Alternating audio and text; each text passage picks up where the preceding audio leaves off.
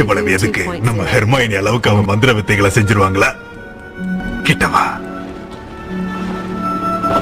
அத பெருசா எடுத்துக்காத ஹெர்மைனி. நடந்த எல்லாத்தையும் இந்த நிமிஷத்தோட மறந்துரு, சரியா?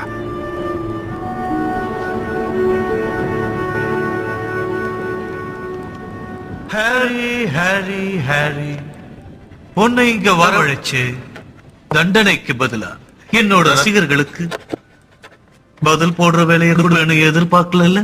எதிர்பார்க்கல. புகழ்ங்கிறது ஒரு வித போத ஹாரி. நாம நடந்துக்கிறத வச்சுதான் நமக்கு மரியாதை. ஞாபகம் வச்சுக்க.